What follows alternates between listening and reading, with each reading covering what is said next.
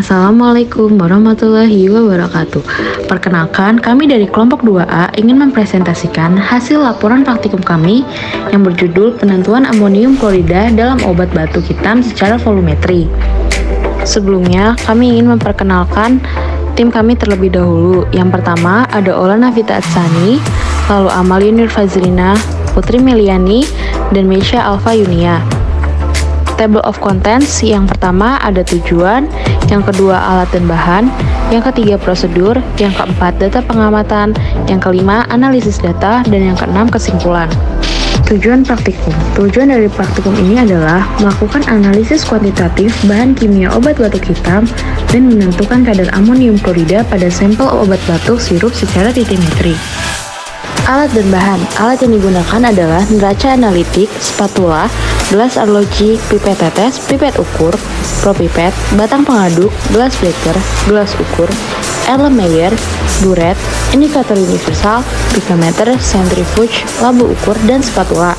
Bahan yang digunakan adalah satu sampel obat batuk hitam, indikator kalium kromat atau K2CrO4, perak nitrat atau AgNO3 0,1N, dan Aquades. Yang ketiga ada prosedur.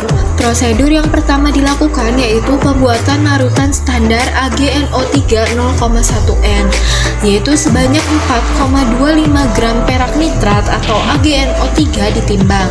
Kemudian dilarutkan menggunakan Aquades ke dalam labu ukur 250 ml. Kemudian dinding labu ukur dilap dan digojok hingga homogen.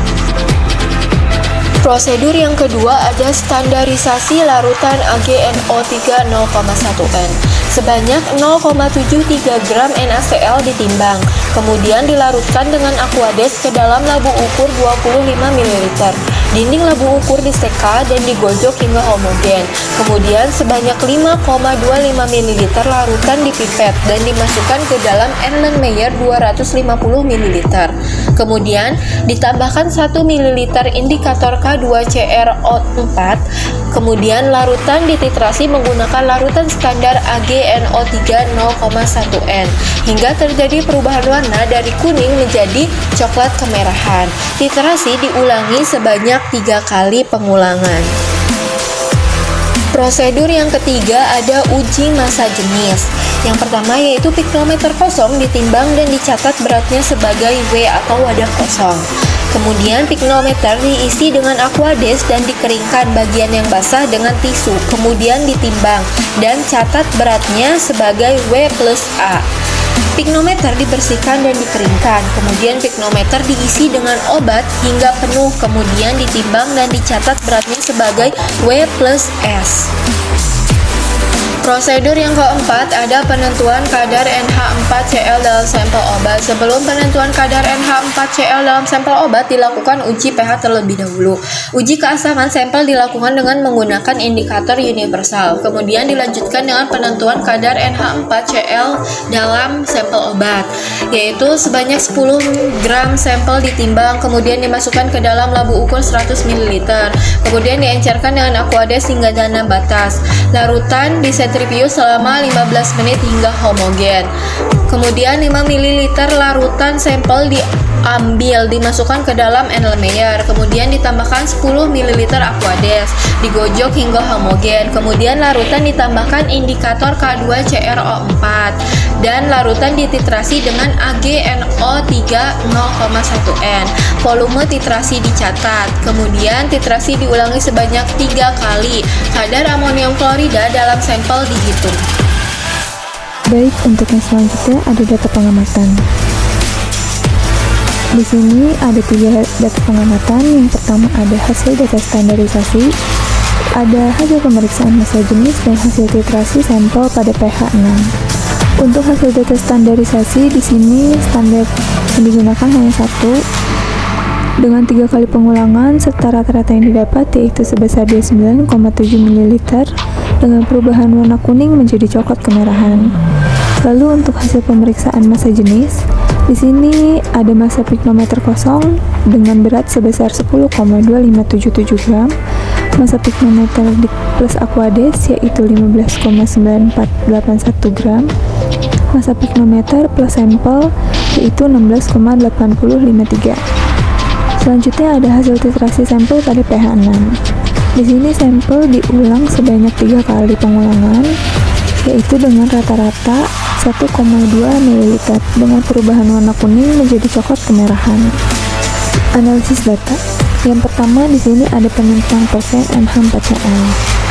Seperti yang bisa dilihat di sini diketahui ada V1, V2 massa NaCl, mRNaCl massa sampel, mRNH4Cl serta Fp. Kemudian yang ditanya adalah berapa kadar amonium klorida dalam persen bobot per bobot.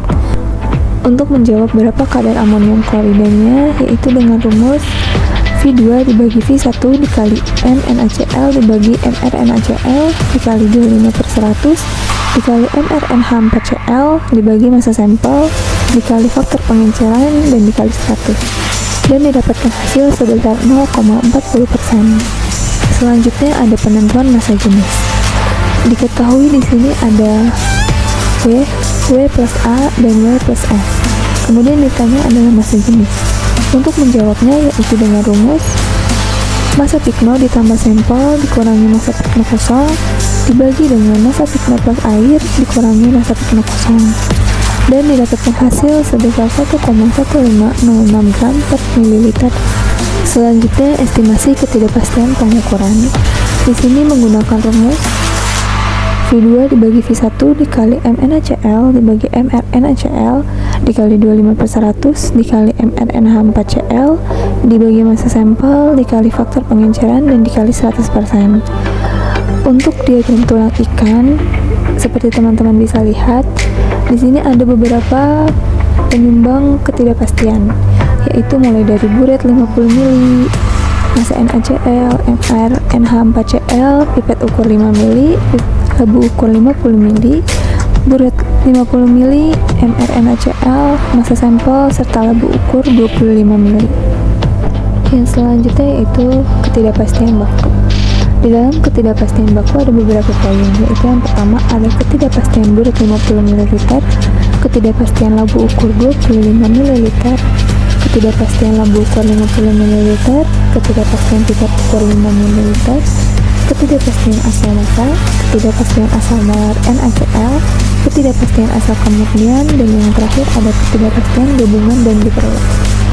Di sini kita memperoleh ketidakpastian yang di gabungan yaitu sebesar 0,3299 dan ketidakpastian diperluas yaitu 0,6598. Nilai ketidakpastian diperluas yang didapat yaitu sebesar 0,6598 mg per liter, dan nilai ketidakpastian ini sudah memenuhi syarat keberterimaan karena nilai ketidakpastian diperluas yaitu kurang dari 30% kadar analit.